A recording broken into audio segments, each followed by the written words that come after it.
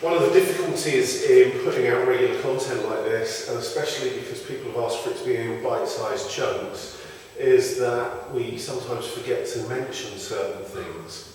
So very, very quickly, so that people understand, you don't start a fight stood like that. Okay? Yeah, it's nice in the dojo, it's a good bit of formality, but you don't start a fight like that. If someone was threatening you and you drop down like that, they're going to have every idea about what you're capable of, and they're just going to execute a quick, swift kick like they want to deal with it quickly, like they want it over and done with. And it'll be the kind of thing that you're not going to be able to stop straight away easily. So, bearing in mind, most of the time I'm going to start stood up. If there's any kind of conversation happening, it's going to be about this range. If it's any closer, we're already fighting. If it's any further away, then it's more of a conversation and I can just leave. For the purposes of karate, it's going to be about this range. Then you just have to look at what we do. Whatever hand techniques I'm going with, if I launch something and throw my body weight into it, it's going to end up looking something like that. And if it does, then you probably call that a front stance. So people say, what's the application to a front stance? It's to take my body weight and throw it into the opponent. Second, if something's going on, and maybe I've got a grab here, maybe I grab, maybe I'm chopping, whatever the hands are doing, if I pull backwards, then I'm in something like a back stance. So the application for back stance is to draw your body weight backwards. A little bit of semantics, it's quite possible to draw body weight backwards while stepping forwards. It just means pulling, right?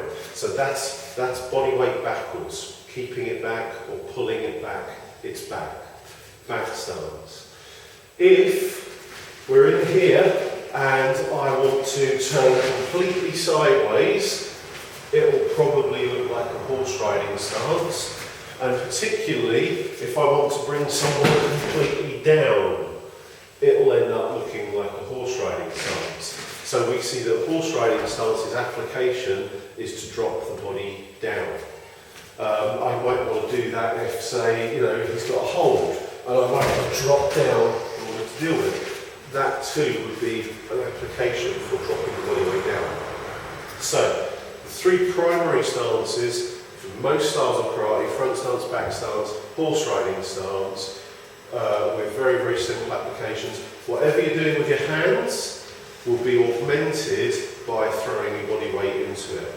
The reason I don't tend to on these videos when we're showing what the hands do in a particular situation is because you really don't want my body weight added to those applications. Even if we're doing something really, really simple, like the hikite hand is pulling and you're punching at chudan level, you can see that this kind of extension still makes them uncomfortable, even though we're going slow. If you just think, if I just add my body weight to that shot, then automatically it's 3 times as dangerous. So it's not that we can't, we do it when we hit the pads. Hitting the pads is fun, then you can let loose. Working with a training partner, and in particular, working slow enough for people to be able to work out what's going on, or learn from it, or pause so that you can stop and see what's happening. That requires less of my body weight involved in the shot, and therefore less stance used. Plus, people tend to have a hang up about what the hands are doing in any particular move, rather than what you're doing with your legs, what you're doing with the stances. Okay, so very, very simple applications for the 3 most basic stances. That's this week's Bunkai Strategies.